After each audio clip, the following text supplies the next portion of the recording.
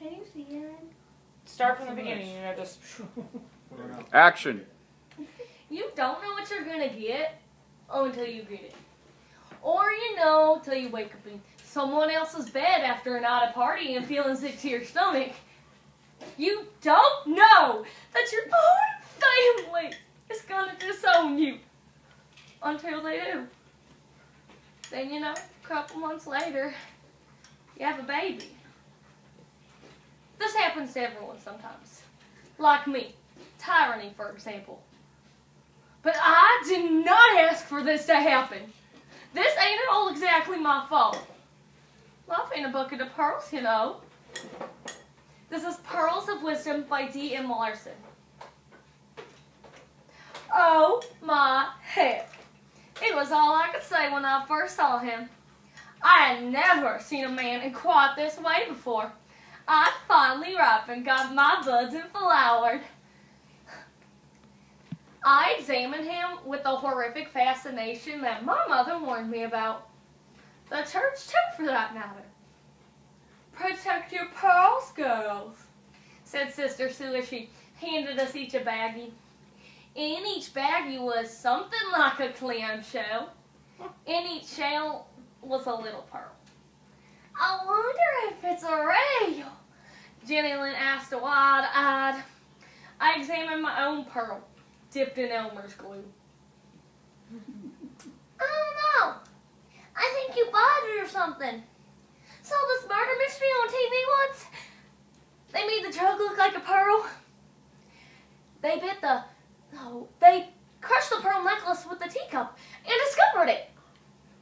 Jenny Lynn just gave me a snot-nosed, upturned look. The meaning of the pearl has escaped me until now. Protect your pearls, girls.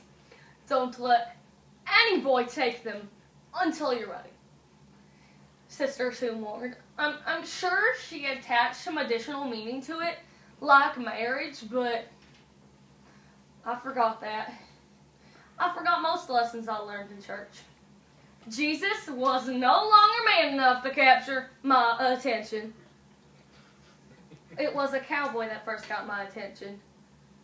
As I watched him, I grew hot and anxious. I about threw my pearl at him. Take it, take it, take it, I chanted in my head. His horse was hot and sweaty from a long ride. He stroked it, and I watched, wishing to be stroked. Then he saw me. His eyes dancing, his half grin giving me shivers. Well, if it ain't my little cousin Tyranny. My mama gave me that name. Granny said she was sitting around wondering that high heaven what she was going to call me. Give me a dictionary, she ordered, and then she flipped through the pages of a Webster's until she found a word that sounded nice. Tyranny. She thought it was pretty sounding. Well, anyway, where was I? Oh yeah, my cousin Skeeter. Hi, Skeeter. I climbed up to the side of the stall and straddled it. Skeeter sauntered up and smacked my backside. Turned out to be a fine filly, ain't you? I blushed. I still felt his hand where he smacked me. Abby, I liked it. I wanted him to do it again. You better hold on to your pearl or some boy's gonna snatch it away. He smacked my backside again. Headed out. I grinned uncontrollably. Please, God, let Skeeter take my pearl. But he never did. Though I wish he would have, because maybe then my family would still love me. That way, I'd be the victim. This way, I'm the bad one. Raped at 13 by your cousin is far more noble in my family's eyes. Of course, Skeeter would have been in for it, but at least I'd be okay.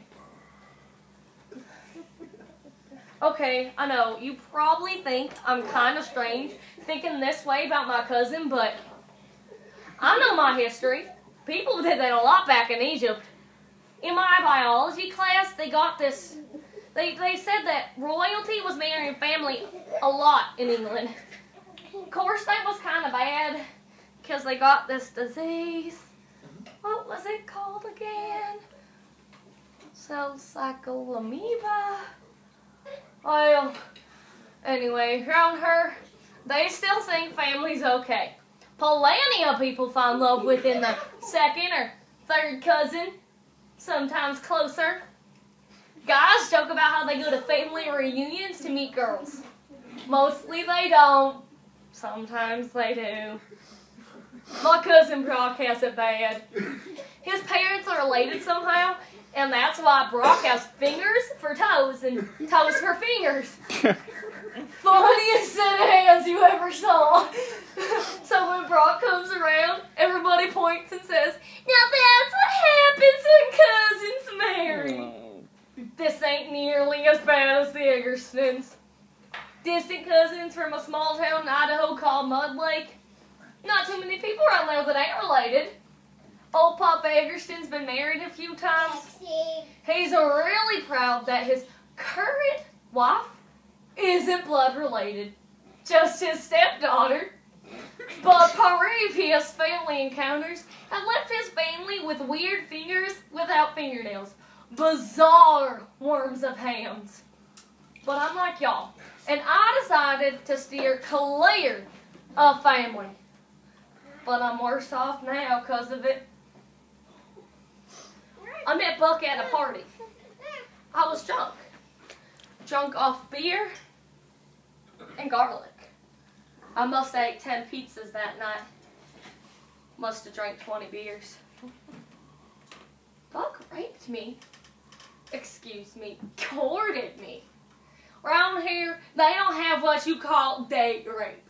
It's called courtship. Of course, Mama was mad with old Buck. You don't go sleeping with no 16-year-old girls. You're 31, for Christ's sake. Mama gave him 2 options, marriage or jail. He took the logical course for one time in his life and slipped away. So here I am, married, with a baby, still with my mama. Buck's off somewhere, getting another girl drunk, taking her pearl. One day, he may come back. And if he does, God better help his pearls, 'cause I'ma cut him off. Cut him off and mount him like a couple of fish. Hang them right next to my team roping trophies and label them pearls of wisdom. They'll be a warning to any man who tries to take my baby's pearl. Sometimes I sit here praying that all men will die before my baby's old enough. My best hope for her is to be lesbian. Don't let them take your pearl, little Annie. And then I sing to her, hoping one day she'll remember. Hush, little baby, don't say a word. Mama's gonna buy you a butcher's knife. And if that butcher's knife don't cut, Mama's gonna hit him with a pickup truck.